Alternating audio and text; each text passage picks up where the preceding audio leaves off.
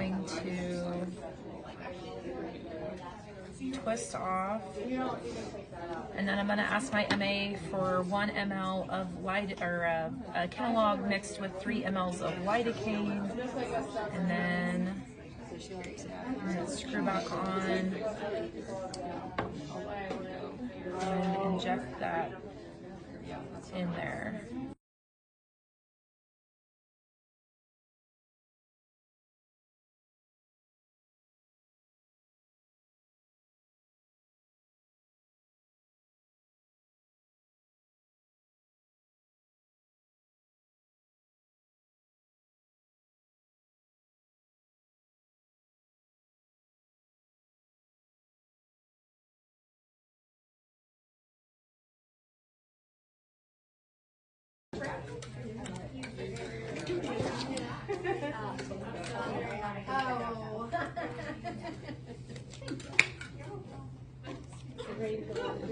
Yes, they're ready.